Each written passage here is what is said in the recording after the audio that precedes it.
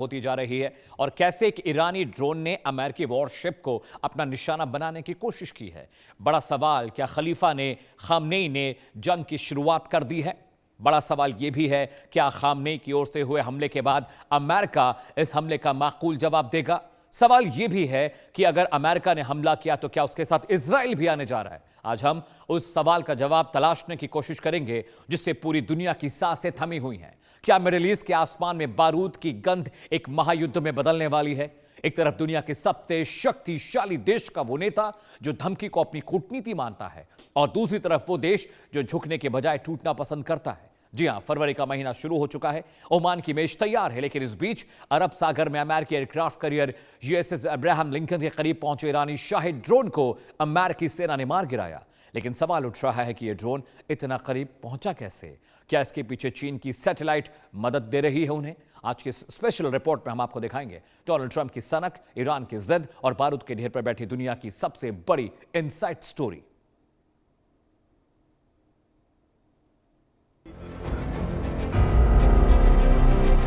क्या ईरान के आसमान में मंडराए युद्ध के बाद क्या फिर अमेरिका की धमकियों से दहला फारस का आसमान? युद्ध या संधि, आखिर किसका इंतजार? क्या बर्बादी के मुहाने पर बैठा मिडिल ईस्ट? ओमान के मस्कट में फरवरी की तारीखें तय हैं, लेकिन शांति की इस मेज के पीछे युद्ध के नगाड़े बज रहे हैं। अमेरिकी राष्ट्रपति डोनाल्ड ट्रंप ने साफ कर दिया है कि ये आखिरी मौका है। ट्रंप ने खुली धमकी दी है कि ईरान या तो मेरी शर्तों पर झुके, वरना उसे उन नतीजों के लिए तैयार रहना होगा जो इतिहास ने कभी नहीं देखे। ट्रंप का दबाव ईरान की अर्थव्यवस्था को घुटनों पर लाने का है। दूसरी ओर ईरान के सर्वोच्च नेता अयातुल्ला खामनेई ने दो टूक लहजे में जवाब दिया है कि ईरान किसी भी दबाव या धमकियों के आगे झुकने वाला राष्ट्र नहीं है। अमेरिका अपनी दादागिरी की भाषा बंद करे। दुबारी जंग अब व्यक्तिगत हमलों तक पहुंच चुकी है, जहां एक तरफ मैक्सिमम प्रेशर है तो दूसरी तरफ मैक्सिमम रेजिस्टेंस। वहीं दूसरी तरफ अब अरब सागर में अमेरिकी aircraft carrier USS Abraham Lincoln के करीब पहुंचे ईरानी शाही ड्रोन ने दुनिया का ध्यान, अमेरिकी सेना ने इसे खतरा मानकर मार गिराया। लेकिन सवाल उठ रहे हैं कि ये ड्रोन इतना करीब कैसे पहुंच गया? क्या इसके पीछे चीन की सैटेलाइट मदद कर रही है? एक नई रिपोर्ट से पता चलता है कि ईरान चीन के उन्नत सैटेलाइट नेटवर्क का इस्तेमाल कर रहा है, जो अमेरिकी नौसेना के जहाजों पर 24 घंटे नजर रखता है। ये satellite network high resolution image, video signal intelligence और इलेक्ट्रॉनिक इंटेलिजेंस प्रदान करता है। अब आइए बताते हैं कि कैसे चीन की सैटेलाइट से ईरान की मदद अमेरिका के लिए घातक साबित हो सकती है। चीन का सैटेलाइट सिस्टम सबसे विशाल है, दुनिया का सबसे एडवांस नेटवर्क है। ईरान इसका उपयोग डेटा के लिए करेगा, अमेरिकी जहाजों की सटीक लोकेशन मिलेगी, इलेक्ट्रॉनिक सिग्नल से युद्ध में मदद मिलेगी। कुल 164 सैटेलाइट अंतरिक्ष में तैनात है। ये रेडियो और रडार सिग्नल पकड़ता है। 3 सैटेलाइट मिलकर सटीक ट्रायंगुलेशन करते हैं। समुद्री जहाजों पर 24 घंटे और 7 दिन नजर रहते हैं। Chilling satellite high quality video भेजता है, ये रात में भी स्पष्ट तस्वीर लेगा। ईरान को रियल टाइम टारगेटिंग डेटा मिलेगा, मिसाइलों को सटीक हमला करने में मदद। पहाड़ी क्षेत्र में किल चेन तैयार होगी। बता दें कि ईरान के ड्रोन की हालिया घटना में चीनी सैटेलाइट की भूमिका की पुष्टि नहीं हुई है, लेकिन विशेषज्ञों का मानना है कि ये संभव है। चीन और ईरान का सहयोग पुराना है, ये अमेरिका के लिए चिंता का विषय है। ये किल चेन अमेरिकी नौसेना के लिए खतरा है। ईरान के ड्रोन और मिसाइलों को चीन के सैटेलाइट से रियल टाइम मदद मिल रही है। अमेरिका को अपनी डिफेंस मैक्सिमम मजबूत करनी होगी ताकि इस तरह के हमलों से बच सके। अब आइए समझते हैं कि आखिर अमेरिका और ईरान दुश्मन क्यों है। ईरान की धरती पर अमेरिका ने की थी बमबारी हमला, अमेरिकी B-2 स्लीथ बॉम्बर्स द्वारा सीधा हवाई हमला। ईरान का इस्फहान और कौम प्रांत निशाना, भूमिगत परमाणु केंद्र नतांज और फोर्डो के सैन्य ठिकाने। उद्देश्य ईरान की यूरेनियम संवर्धन क्षमता और कमांड सेंटरों को ध्वस्त करना। हताहत ईरान के अनुसार इस हमले में 40 से अधिक सैन्यकर्मी और गार्ड्स मारे गए। प्रोटेस्ट की शुरुआत 28 दिसंबर 2025 को बड़े पैमाने पर विद्रोह क्यों शुरू हुआ? बढ़ती महंगाई, बिजली संकट और सरकार की दमनकारी नीतियों के खिलाफ। अमेरिकी चाल, राष्ट्रपति ट्रंप ने प्रदर्शनकारियों को स्वतंत्रता सेनानी बताकर फुल सपोर्ट दिया। असली लक्ष्य आंतरिक गृहयुद्ध भड़काकर इस्लामी रिजीम को उखाड़ फेंकना। अराजक, तेहरान सहित 50 शहरों में आगजनी। हजारों लोग हिरासत में लिए गए। आर्थिक प्रतिबंध से अब तक कितना नुकसान। ट्रंप का मैक्सिमम प्रेशर 2018 में परमाणु डील से निकलकर कड़े प्रतिबंध लगाए। नया वार 2025-26 ट्रंप ने दोबारा सत्ता में आते ही ईरान के तेल निर्यात पर जीरो टॉलरेंस नीति लागू की। कुल आर्थिक क्षति। दशकों के प्रतिबंधों से अब तक ईरान को 1.2 ट्रिलियन डॉलर का घाटा। ताज़ा असर। पिछले एक साल में ईरान के रियाल की कीमत 90% तक गिर चुकी। आंकड़ा, ईरान का 70% मध्यम वर्ग अब गरीबी रेखा के नीचे रहने को मजबूर है। अमेरिका की असली परेशानी सिर्फ ईरान नहीं, बल्कि उसका फैला हुआ वो जाल है जो सऊदी अरब से लेकर इजराइल तक को घेरता है। ईरान का परमाणु कार्यक्रम अमेरिका के लिए रेड लाइन है, लेकिन उससे भी बड़ी चिंता है ईरान का मिसाइल हमला। अमेरिका का मानना है कि ईरान अपने प्रॉक्सिस यानी हिजबुल्लाह, हमास और हुतियों के जरिए पूरे मिडिल ईस्ट में आग लगा रहा है। सऊदी अरब के तेल कुओं पर हमले हो या लाल सागर में जहाजों पर हुती विद्रोहियों का कहर, इन सब की डोर तेहरान से जुड़ी है। ट्रंप प्रशासन का मानना है कि जब तक ईरान के इन गुटों की फंडिंग बंद नहीं होती, तब तक अमेरिका के क्षेत्रीय सहयोगियों की नींद हराम रहेगी। और अगर फंडिंग बंद करनी है तो इसका एक ही इलाज है कि ईरान की अर्थव्यवस्था की कमर तोड़ दी जाए, परमाणु कार्यक्रम को रोककर बर्बाद कर दिया जाए। अमेरिका का मिडिल ईस्ट में जियोपॉलिटिकल गेम क्या है? सबसे इंपॉर्टेंट अमेरिका के लिए है कि इजराइल को मजबूत करना, इजराइल को एक अकेली power, super power middle east में बना के कायम रखना, साथ ही साथ ग्रेटर इजराइल का जो एक नक्शा है उसको भी आगे बढ़ाना। और उसको आगे बढ़ाने में जो तमाम अरब देश हैं, जो अमेरिका के दोस्त भी हैं, वो बहुत बड़ा एक रोड़ा है, लेकिन उनको भी झुकाया जा सकता है, ईरान को नहीं झुकाया जा सकता। इसीलिए ईरान को टारगेट अमेरिका कर रहा है। अब सवाल ये, ईरान अमेरिका के लिए इतना बड़ा चैलेंज क्यों है? वो इसलिए क्योंकि अकेले ईरान के पास बैलिस्टिक मिसाइल्स है। सऊदी अरेबिया या तमाम और बादशाहत हैं, टर्की भी मान लीजिए मिडिल ईस्ट से थोड़ा दूर है, लेकिन उसी राजनीति में आता है, उसके पास भी बैलिस्टिक मिसाइल नहीं है। और बैलिस्टिक मिसाइल इजराइल को भी खत्म कर सकती हैं और अमेरिका का जो डोमिनेंस है मिडिल ईस्ट में, उसको बड़ी भयंकर तरीके से चैलेंज कर सकती है। सवाल ये है कि आखिर अमेरिका चाहता क्या है? ट्रंप की लिस्ट लंबी है। ईरान परमाणु बम का ख्याल छोड़ दे, मिसाइलें नष्ट कर दे और अपने सहयोगियों का साथ छोड़ दे। लेकिन मौजूदा हालात को देखते हैं तो ये बातचीत कम और सरेंडर का अल्टीमेटम ज्यादा लगता है। ट्रंप की अनिश्चित कार्यशैली और उनकी सनग ने पूरी दुनिया को एक ऐसे मोड़ पर खड़ा कर दिया है जहां अमेरिका किसी भी पल ब्लैकआउट हो सकता है। अगर ओमान की बातचीत फेल होती है तो याद रखिए, बगल से गुजरती धमकियां सिर्फ शब्द नहीं, ये कूटनीति नहीं, बल्कि युद्ध के मुहाने पर खड़े मिडिल ईस्ट की वो पटकथा है जिसका अंत तबाही भी हो सकता है। Bureau report, India news.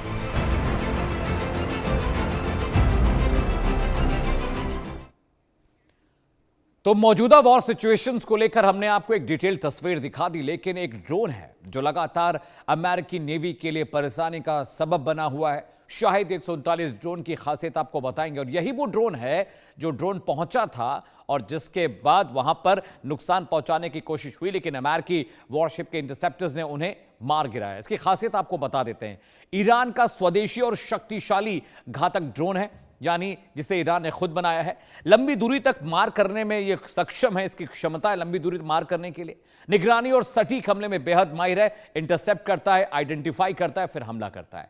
4 मिसाइलों को अपने साथ ले जाने में सक्षम है, यानी वॉर और वेपन्स को भी कैरी कर सकता है। दुश्मन के रडार को छकाने वाली तकनीक है, यानी कैमोफ्लेज टेक्नोलॉजी इस ड्रोन के अंदर है। ये उनके लेजर्स को और उनके जो सर्विलांस इक्विपमेंट है उनको धता बता सकता है। ईरान ने खुद विकसित की है ये तकनीक, यानी डोमेस्टिकली इंडिजिनस टेक्नोलॉजी है ईरान की। हजारों ड्रोन्स का विशाल बेड़ा मौजूद है। ईरान ने धमकी दी थी अमेरिका को, कहा था हमारे पास 1000 से ज्यादा ड्रोन है जो आपको इस जंग में हरा सकते हैं। जंग के मैदान में पासा पलटने वाला गेम चेंजर ये ड्रोन साबित हो सकता है, क्योंकि ये अनमैन्ड ड्रोन है और वेपन कैरी कर सकता है। अब्राहम लिंकन जो करियर है, जो वॉरशिप है, वहां पर इस हमले की प्लानिंग स्ट्रेटजी चल रही थी। हालांकि जब ये ड्रोन वहां पर उड़ा तो इंटरसेप्टर, जो अमेरिकी इंटरसेप्टर थे, उन्होंने इसे मार गिराया, जिसका नाम शाहिद है। लेकिन बड़ा खतरा यह भी है कि एक साथ 4 मिसाइलें कैरी करने में सक्षम है और जब अगर 4 मिसाइलें कैरी कर सकता है, इसका मतलब ये नुकसान भी ज़्यादा कर सकता है। एक खास पैनल मेरे साथ जुड़ रहा है, मेरे साथ मेजर जनरल सुधाकर जी जुड़ रहे हैं, डिफेंस एक्सपर्ट हैं। सर, बहुत बहुत स्वागत है। इसके अलावा रविंदर सचदेव सर मेरे साथ जुड़े हैं, विदेशी मामलों के जानकार हैं, is a foreign affairs expert और सालों से इंटरनेशनल इश्यूज को ट्रैक कर रहे हैं। आप दोनों का बहुत बहुत स्वागत है। जनरल साहब, सबसे पहले मैं आपके पास आऊँगा, चूँकि स्ट्रैटेजिक जो इश्यूज है उस पर डिस्कशन पहले ज़रूरी है। शाहिद ड्रोन को लेकर हम डिस्कशन कर रहे हैं, कितना खतरनाक हो सकता है, और ईरान बार बार कहता है कि सर 1000 ड्रोन हमारे पास ऑलरेडी असेंबली में पड़े हुए हैं और हम जो वॉरशिप है उसको डुबा देंगे अपने ड्रोन के जरिए। आपको क्या लगता है, क्या इतना काबिल और इतना कामयाब ये ड्रोन है? बिल्कुल। सबसे पहले अमित, बहुत बहुत धन्यवाद, आपने आपके शो के लिए मुझे इनवाइट किया, और मेरे जो डिस्टिंग्विश को पैनलिस्ट हैं उनको भी बधाई। जहाँ तक ये सवाल आपने उठाया है, ये ड्रोन का काबिलियत जैसे आपने ऑलरेडी कवर कर चुके हैं, ये इंटेलिजेंस, सर्वेलेंस, और तीसरा है वॉरहेड कैरी करके ये फिदाइनी अटैक जैसे होता है, कामिकाजी काबिलियत ये रखता है। Right sir. और जहाँ तक आप कह रहे हैं कि ये एयरक्राफ्ट कैरियर को क्या इसमें एट्रिशन या डैमेज कर सकता है, बिल्कुल Right. कर सकता है, लेकिन Right. स्पेसिफिक एयरक्राफ्ट कैरियर एक छोटा मोटा 10 फुट बाय 10 फुट या 4 फुट बाय 4 फुट नहीं है। ये कोई मीटर, अगर आप देखते हैं, ये करीब 330 मीटर से ज़्यादा लंबाई है, चौड़ाई ये काफ़ी, ये एरिया टारगेटिंग बन जाता है, स्पेसिफिक टारगेटिंग। Right. ड्रोन की एक हैसियत ये है, ये जो ड्रोन का काबिलियत है, वॉरहेड के ऊपर जो एम्यूनिशन है, यानी कि जो वॉरहेड लेके जा रहा है, इसका जो टारगेटिंग कैपेबिलिटी, जो टर्मिनल गाइडेंस है, वो स्पेसिफिक पॉइंट को न्यूट्रलाइज कर सकता है। लेकिन एयरक्राफ्ट को तोड़ने के लिए, जैसे वो कुछ दिन पहले सोशल मीडिया में काफ़ी सर्कुलेट हुआ था कि एयरक्राफ्ट को उन्होंने बीचों बीच में से पूरा एकदम तोड़ डाला है और टाइटैनिक जहाज के अंदर तरफ वो नीचे जा रहा है, सिंक कर रहा है। इसलिए आपको बहुत मात्रा में टीएनटी की ज़रूरत है, और एक वॉरहेड से इस तरफ तोड़ना एक एयरक्राफ्ट को कैरियर को, ये ना के बराबर है। सिर्फ मेरे दिमाग में एक चीज़ है, क्योंकि जब तक धुआं, वो कहते हैं ना कि नो स्मोक विदाउट फायर, अगर इस किस्म की सोच विचार है ईरानियों के दिमाग के अंदर, तो सिर्फ एक न्यूक्लियर कैपेबल वॉरहेड इस किस्म की डिस्ट्रक्शन करा सकता है। न्यूक्लियर कैपेबल इनके पास, मेरे अंदाज के मुताबिक आज के दिन में ईरान के पास टैक्टिकल न्यूक्लियर मिसाइल है, Right, जो sir. कि दखल अंदाज कर रहे हैं। ये मेरा असेसमेंट है, हो सकता है मैं गलत कह रहा हूँ। Back to you. Fair enough sir, please stay with me. Ravinder sir भी मेरे साथ हैं। सर, अब ऐसा लग रहा है कि दोनों ही जो मुल्क हैं वो टेस्ट फायर्स कर रहे हैं। ईरान के कई इलाकों में धमाके हुए, करीब 10-11 स्टेट्स में, प्रोविंसेस में धमाके हुए, और कुछ ऐसे धमाके थे जो न्यूक्लियर फैसिलिटीज़ के पास हुए। अब ईरान भी अपना ड्रोन टेस्ट कर रहा है कि क्या अमेरिका को हम पेनिट्रेट कर सकते हैं कि नहीं। यहाँ से कम्युनिकेशन के रास्ते बंद होते दिख रहे हैं आपको, या आपको लगता है there is still a way out for these two countries to have a talk कि ये जंग टल जाए? Sir, thank you. प्लेजर आपके साथ और जनरल सुधाकर जी के साथ। देखिए, अभी still there is a possibility कि वॉर टल जाए। फिलहाल के लिए जो टॉक्स हो रही हैं, कहाँ, ओमान में हो रही हैं जो टॉक्स, राइट सर, उनका सबसे पहला ऑब्जेक्टिव ये है कि ये बात हो, पहली बात तो बातें हो। Right sir. और जो 3 टॉपिक्स हैं, एक तो है न्यूक्लियर का टॉपिक, दूसरा टॉपिक है कि जो ईरान के मिसाइल्स का प्रोग्राम है उसको, उसकी रेंज टेस्टिंग ना हो, लॉन्ग रेंज बढ़े ना। रॉकेट्स को प्रोडक्शन बंद करने की सर। हाँ, बिल्कुल। हाँ। ओके, और तीसरा है रीजनल। तो अभी जो टॉक्स ओमान में कर रहे हैं, इनका प्रयास ये है कि इन टॉक्स में ईरान की तरफ से है कि पहला राउंड अगर बात हो तो हो केवल और केवल न्यूक्लियर मामलों को लेकर के, और यह भी अनाउंस कर दिया जाए कि एक दूसरी राउंड भी होगा। क्योंकि बहुत बार, कई बार ऐसे होता है, ऐसी डिस्कशंस में कि एक राउंड हुआ, कुछ निकला नहीं, तो फिर मामला सारा ढिलाई में चला गया। तो अगर ये इस राउंड ऑफ टॉक्स के बाद ये आउटकम आता है कि, या इस राउंड में जाने से पहले ही अनाउंस करेंगे कि हम जा रहे हैं इस राउंड में, इस राउंड की जो भी बातें होंगी इसके बाद एक राउंड और होगा, तो सारा का सारा प्रयास फिलहाल यह है कि मामला को डी एस्केलेट करा जाए, एस्केलेट होने से रोका जाए शॉर्ट टर्म इमीडिएट में। अभी के लिए फिलहाल ये दिख रहा है। इधर यस, अमेरिका तैयारी कर रहा है अपनी एयर डिफेंसेस या अपनी डिफेंसेस के लिए, सर्टनली यस, अपने जो बेसिस हैं उनकी प्रोटेक्शन के लिए पेट्रियट सिस्टम ला रहा है, काफी ले भी आया है शायद अभी तक, और जो बैलिस्टिक मिसाइल्स के लिए जो थर्ड हाई ऑल्टीट्यूड सिस्टम है उसको भी डिप्लॉय कर रहा है। क्योंकि खतरा या डर या डर ही कहेंगे हम एक तरह से, या सिनेरियो ये है कि अगर ये जंग होती है तो ईरान शायद ऐसे रिटेलिएट भी कर सकता है कि ये वॉर एक रीजनल वॉर बन जाए। तो फिलहाल के लिए तो ये सारी चीजें करी जा रही हैं कि अभी इमीडिएट जो खतरे की घंटियां दिख रही हैं वो रुक जाए। बट लॉन्ग टर्म में एंड गेम क्या है वो कुछ कह नहीं सकते। बट सबसे लंबा टर्म में तो आप देखें तो ऑब्जेक्टिव तो यही है कि ईरान का न्यूक्लियर वेपन हटना चाहिए और बैलिस्टिक मिसाइल्स की टेस्टिंग ग्रोथ रुकनी चाहिए। Right sir, right sir. मैं जनरल साहब के पास जाऊँ। जनरल साहब, अब ऐसा लग रहा है कि ईरान ने भी टेस्ट फायर कर लिया अपने ड्रोन को, अमेरिका ने भी उनकी न्यूक्लियर फैसिलिटी के पास आसपास धमाके कर लिए, और ऐसा एक कोवर्ट ऑपरेशन वाला फील आ रहा था कि कोवर्ट ऑपरेशन हुआ है जिसमें सक्सेसफुल रहा है अमेरिका।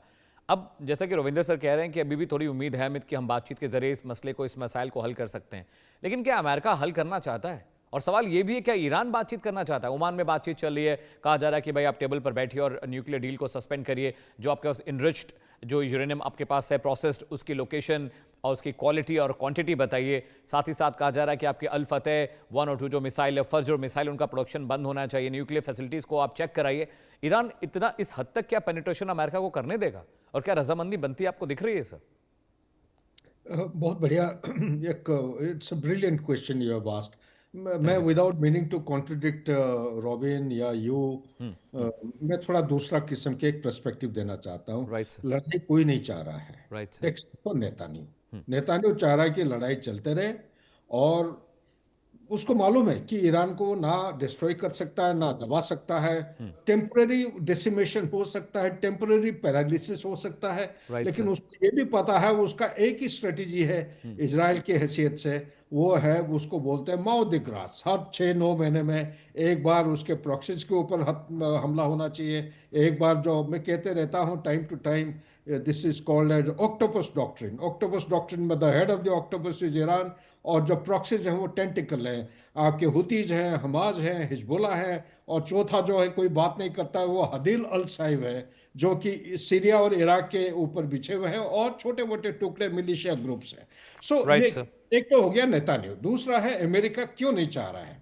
अमेरिका दिखा रहा है कि वो चाह रहा है, लेकिन अंदर अंदर से उसको पता है उसका डोमेस्टिक कॉन्स्टिट्यूएंसी, कोई भी देश अगर हमला करता है बहुत सारे कारण होते हैं। आज के दिन में एक सुपर पावर होने के नाते इसके डोमेस्टिक कॉन्स्टिट्यूएंसी में काफ़ी दबाव बढ़ते जा रहा है डोनाल्ड ट्रंप के खिलाफ।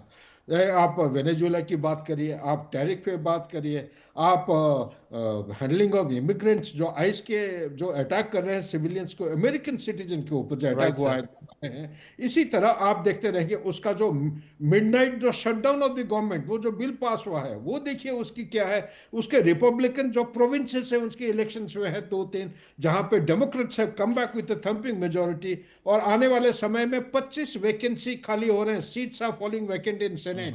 25 में से 9 है जो कि डेमोक्रेट। डर ये है कहीं ये रिपब्लिकन का जो डोमिनेंस था वो धीरे धीरे डेमोक्रेट्स के ऊपर चला जाए। इसी तरह बहुत सारे पहलू हैं। Supreme court has not given the verdict on the tariff till now, लेकिन क्वाइटली ये खबर आ रहा है इनफॉर्मल सोर्सेस से कि इस बार वो कोई खुलेआम इन कैमरा के सामने, मीडिया के सामने कोई जजमेंट नहीं देने जा रहे हैं। This is a silent attack against the personality of Donald Trump. He has been told indirectly or directly, Right, you need to shut up. So under these circumstances, America भी नहीं चाहेगा, जितना मेरा अंदाज मैं कह रहा हूँ। ईरान इसलिए नहीं चाह रहा है बिकॉज ईरान इज वांटिंग कि बाय डिप्लोमेसी एंड डायलॉग इस बात को सुलझा जाए, क्योंकि चाहे आप कितने भी दबाव डालें, चाहे वो कितना भी एश्योरेंस लें, मैं जितना समझता हूँ ईरान को, मेरे विचार के मुताबिक ये न्यूक्लियर एनरिच्ड जो यूरेनियम है ये इधर उधर कहानी सुनाते रहेंगे, लेकिन कभी उसको क्लोज नहीं दिखाएंगे नहीं। Fair enough sir. बस that's it, back to you. So please stay with me sir. Ravindra sir, जो डॉक्ट्रिन की जिस बात कर रहे हैं जनरल साहब और जो बातें वो बता रहे हैं, अब जब कोई मुल्क जंग में नहीं जाना चाहता है तो हमने बहुत सारे एग्जाम्पल देते हैं, जैसे पाकिस्तान और भारत के एग्जाम्पल देखिए। पाकिस्तान में बिलबिला रहा था ऑपरेशन सिंदूर में कि भाई अब सीज फायर हो जाए, अमेरिका बीच में बोल दे, या और भी जो मुल्क हैं वो मीडिएशन कर लें इंडिया के साथ, और भी मसले और भी दुनिया भर में आप वॉर जो टैक्टिक्स चल रहे हैं आप देख रहे हैं। लेकिन ईरान ऐसा लगता है कि खुद सुसाइड करने के है वो तो अमेरिका को बिल्कुल वही प्लेइंग फील्ड दे रहा है। आप बात नहीं कर रहे हैं, आप अपनी न्यूक्लियर फैसिलिटीज़ पर चर्चा नहीं करना चाह रहे हैं, आप सैंक्शन लगने के बावजूद आप थोड़े से सॉफ्ट नहीं हो रहे हैं, आप खाड़ी देशों को धमका रहे हैं कि भाई तुम्हारी ज़मीन आसमान का इस्तेमाल हो गया तो तुम भी हमारे दुश्मन। उधर सऊदी अरेबिया पीठ में छुरा घोंपने की कोशिश कर रहा है, उसको लग रहा है कि भाई वो शिया मुल्क है, यही मौका है अमेरिका उसको रगड़ दे और जो मोनोपोली है हमारी इस खित्ते में, उस इलाके में, मिडिल ईस्ट में, वो थोड़ी सी डिसबैलेंस हो जाए, थोड़ा डिसॉल्व हो जाए। क्योंकि सबको पता है सऊदीया तो बिल्कुल पसंद नहीं करता ईरान को। अब मजबूरी है, एक ही हिस्से में रहते हैं दोनों मुल्क, तो ऐसा तो नहीं कि सर ये जो जिद चल रही है और जो ये गुस्सा है ये खा जाए इस मुल्क को। यही खतरा होता है अल्टीमेटली कई बार कि आप अपनी जिद पे अड़े रहते हो और अपने नेशनल इंटरेस्ट के हिसाब से, और फिर आपको मुंह की खानी पड़ती है बुरी तरह से। Right sir. But at the same time Iran जो कर रहा है वो अपनी अपने सेल्फ इंटरेस्ट में कुछ हद तक, काफी हद तक ठीक कर रहा है। न्यूक्लियर प्रोग्राम अगर ईरान ने गिव अप कर दिया तो आई मीन जो लिबिया का हाल हुआ है, जो इराक का हुआ था, जो नॉर्थ कोरिया का नहीं हुआ, नॉर्थ कोरिया पे कुछ अभी तक नहीं हुआ क्योंकि उसके पास न्यूक्लियर वेपन्स है। एग्जैक्टली। तो ये तो क्लियर कट है कि न्यूक्लियर वेपन होना चाहिए देश के पास। इनफैक्ट अगर मैं इरानियन हूं तो मैं आज कहूंगा ईरान अपना न्यूक्लियर टेस्ट कर दे उठा करके, for example, right. I mean in that sense कि दुनिया को कि we are a nuclear power. Message clear कर दे, मैसेज क्लियर है पूरा। क्लियर, राइट, कि अब हमें करा तो तुम भी गए, हम भी गए। तो वो बिग पिक्चर है। And I agree with general Sudhakar कि ये जो चल रहा है यहाँ पर, the one who wants it the most is Israel and Netanyahu. Right sir. America भी चाहता है, वो अपने हिसाब से, उसको अमेरिका को ज्यादा खतरा है या डर या कहने को बैलिस्टिक मिसाइल से उसके इतने है ही नहीं जो अभी अमेरिका तक पहुंचे, राइट। ठीक है सर। और पर असलियत ये भी है ना कि इजराइल की काफी सारी, sir I am very sorry, I am short with the time sir, I am very sorry. Sure, आप दोनों मेहमानों का बहुत बहुत शुक्रिया इंडिया न्यूज़ पर जुड़ने के लिए। इस डिस्कशन को लगातार हम आगे बढ़ाएंगे और जो बड़ी खबरें जंग की आप तक पहुंचाने की पूरी कोशिश होगी। एक ब्रेक का वक्त हो चला है, ब्रेक के लिए रुक रहे, ब्रेक